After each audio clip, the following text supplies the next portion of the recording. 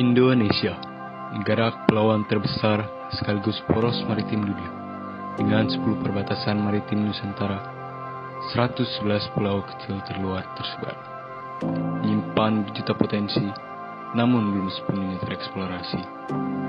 Terhampar pesona alam mengagumkan, menyimpan kemewahan sektor kelautan yang luar biasa, dan belum sepenuhnya terjamah. Laut menutupi lebih dari 2/3 atau 70% permukaan bumi, dengan kedalaman 3.800 meter, dan menyediakan sekitar 97% dari keseluruhan ruang kehidupan di bumi.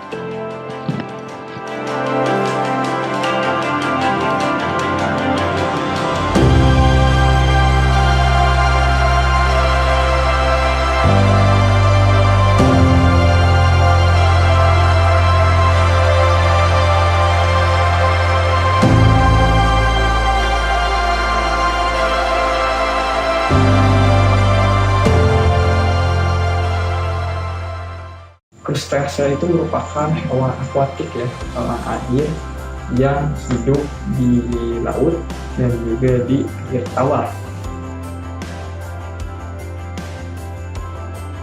Krustacea itu diambil dari bahasa Latin ya, yaitu krusta yang artinya bercangkang. Jadi secara umum bisa didefinisikan krustacea itu sebagai hewan yang bercangkang atau hewan yang memiliki cangkang. Nah, timbul dong pertanyaan, kenapa bisa bercangkang? Kenapa sampai ada cangkangnya kayak gitu? Maka bercangkang dikarenakan adaptasi terhadap lingkungan yang di masa yang lalu, masa yang lampau. Itu. Jadi di masa yang lampau memang kan seperti kita ketahui bahwa teori evolusi itu memang banyak banget orang yang kayak nggak percaya teori evolusi, tapi yang memang pada dasarnya memang kejadian teori evolusi itu seperti itu. Dijelaskan bahwa si krustacea ini, mau itu udang, kepiting, lobster, mereka itu berevolusi sesuai dengan tuntutan alamnya, dimana memang pada dasarnya dalam kehidupan umum nih, bukan kehidupan hewan juga, bahwa yang kuatlah, yang bisa beradaptasi lah, yang kuat lah, yang bisa bertahan, bisa hidup seperti itu. Kita lanjut ke bahasan krustaceanya itu sendiri. Krustacea itu di tubuhnya itu dibagi menjadi dua, yaitu cephalothorax, agak ribet, agak belibet namanya cephalothorax, dan juga abdomen. Apa sih cephalothorax itu? Cephalothorax itu merupakan bagian dada dan juga bagian kepala dari sebuah yang menyatu ya, bagian dada dan juga bagian kepala yang menyatu dari krustacea. Jadi misal saya kasih contoh aja biar gampangnya, lobster kepala dan dadanya menyatu itu disebut cephalothorax, yang di cangkangnya itu sendiri bagi lobster disebutnya itu carapax seperti itu. Sedangkan untuk bagian belakangnya, bagian perutnya, abdomen sebutnya, dan juga memang berruas, memiliki ruas. Bagian tubuhnya juga unik nih, kebetulan dari si krustacea ini. Kebanyakan dari krustacea itu bagian tubuhnya, terutama bagian anteriornya itu dia itu besar.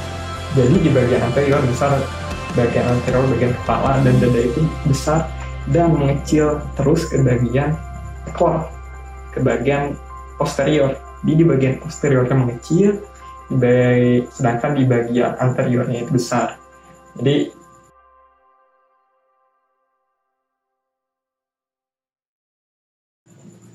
sedangkan ada juga pertanyaan, kenapa sih cangkangnya itu bisa keras? Dikarenakan cangkangnya itu tersusun dari kitin dan juga kalsium karbonat. Kitin sendiri itu, fakta menarik, kitin sendiri itu merupakan salah satu penyusun tubuh dari filum arthropoda, sedangkan kalsium karbonat sendiri itu merupakan memang banyak ditemukan di hewan laut yang memiliki cangkang. Itu kalsium karbonat itu CaCO3 memang banyak sekali ditemukan di hewan laut yang bercangkang. Dan kakipin merupakan zat yang memang banyak ditemukan di film arthropoda seperti itu. Saya akan menjelaskan klasifikasi dari krustasea tersebut. Yang pertama yaitu kingdom.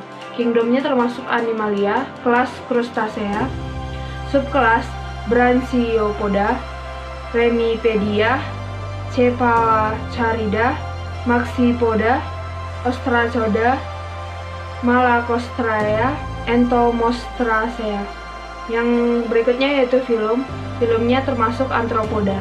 Yang selanjutnya yaitu ordo. Ordonya Malacostraea. Yang termasuk di dalamnya yaitu Isopoda, Stomatopoda, Decopoda, Entomostrasa, Brachiopoda, Ostracoda, Cephalopeda. Yang selanjutnya yaitu famili. Familinya termasuk ke Palaemonoidea, Tenaidea, Portinidae, Sarcophagidae, dan banyak lagi. Selanjutnya yaitu genus. Jenis yang termasuk dalam krustasea ini yaitu Artemia, Bithotrepes, Sarvinus, Sarpathagis, Charididis, dan banyak lagi. Spesies yang termasuk dalam krustasea ini yaitu Artemia franciscana, Sarsinus maenas, Sarcophagis penoi, Cherax guardicarinatus, Paneos manadon, Silas serrata. Berikutnya saya akan menjelaskan ciri-ciri umum dari krustasea menurut Fass and Laster 1992. Ciri-cirinya yaitu yang pertama, pembagian tubuh. Pembagian tubuh yaitu cephalothorax. Cephalothorax ini termasuk kepala dan bagian dada yang menyatu, dan bagian kedua yaitu abdomen atau perut. Yang kedua yaitu antena. Antena ini terbagi menjadi 4 atau 2 pasang. Yang berikutnya yaitu bagian-bagian mulut. Bagian-bagian mulut dari krustasea ini dibagi menjadi 1 pasang mandibula, 1 pasang maksila, 1 pasang maxipelet, dan berikutnya yaitu kaki. Kakinya ada 1 pasang peruasnya. Atau juga sebagian krustasea ini tidak memiliki kaki. Yang berikutnya yaitu organ pernapasan. Organ pernapasan pada krustasea ini sama seperti organ pernapasan akuatik, hewan akuatik lainnya, yaitu dengan menggunakan insang. Yang selanjutnya yaitu lubang kelamin. Lubang kelamin terdapat 2 di bidang belakang dada. Selanjutnya yaitu perkembangan dan habitat. Perkembangan dan habitatnya umumnya melalui fase larva, dan habitatnya terdapat di air tawar, air laut, dan ada sedikit di darat. Sistem ekskresi. Sistem ekskresi pada krustasea ini organnya yaitu dari pasangan kelenjar antena dan maksila. Kelenjar ini disebut juga dengan kelenjar hijau. Lebih dari 90% dari sampah nitrogen dibuang dalam wujud amonia. Organ sistem ekskresi pada krustasea ini dibagi menjadi 4. Yang pertama yaitu ada bladder, yang kedua tubula, yang ketiga labirin, dan yang terakhir skula. Manfaat dan kerugian dari krustasea. Manfaat yang pertama yaitu krustasea dijadikan sumber makanan yang memiliki protein tinggi. Kita tahu seperti udang, lobster, kepiting itu memiliki protein yang tinggi, dan tentunya protein yang tinggi ini memiliki nilai harga jual yang tinggi. Nah, harga jual yang tinggi ini juga mendukung manusia dalam industri makanan. Manfaat yang kedua yaitu dalam ekologinya. Nah, krustasea dalam fase larva itu, atau dalam kata lain zooplankton, itu dapat menjadi sumber makanan bagi ikan. Nah, contohnya anggota Brachiopoda, Ostracoda, dan Copepoda. Manfaat yang ketiga yaitu dalam bidang biomedik. Cangkang krustasea seperti udang, cangkang, lobster, kepiting itu mengandung kitin. Nah, kitin ini dapat diolah menjadi kitosan. Nah, senyawa kitosan inilah yang dimanfaatkan manusia dalam bidang medis. Nah, dalam penelitian salah satu dosen IPB, Profesor Purwatiningsi, mengatakan salah satu manfaat kitosan di bidang biomedis atau farmasi adalah sebagai material untuk pengantar obat ke target atau mengendalikan pelepasan obat sesampainya ke target. Nah, ia juga mengatakan limbah kulit dan kepala udang besarnya mencapai 50% sampai 60% dan masih mengandung nyawa kimia, di antaranya kitin, yakni sebesar 20-30%. Dan kitosan ini juga dapat diolah, manfaatnya salah satunya dalam bidang kosmetik. Nah, selain keuntungan, tentunya juga ada kerugian. Nah, peran krustasea yang merugikan, yang pertama itu merusak galangan kapal, perahu oleh anggota isopoda. Yang kedua yaitu parasit. Nah, pada fase zooplankton ataupun meroplankton, ia juga dapat menjadi parasit pada ikan, kura-kura, bahkan pada manusia, misalnya teritip dan meroplankton jenis lainnya. Yang ketiga yaitu merusak pematang sawah atau saluran irigasi. Nah, contohnya itu ketam.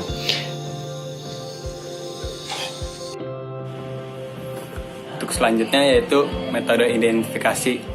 Untuk metode identifikasi, kelompok kita merujuk pada sebuah paper yang berjudul Identifikasi Hasil Tangkapan Krustasea pada Alat Tangkap Mini Troll di Perairan Kabupaten Baru, Sulawesi Selatan. Karya Harlisa dari Fakultas Perikanan dan Ilmu Kelautan Institut Pertanian Bogor dalam Acata Proceeding Simposium Nasional Krustasea 2017. Alat dan metodenya yaitu mini troll. Nah, untuk mini troll ini atau jaring arat merupakan salah satu alat tangkap yang ditunjuk untuk menangkap udang.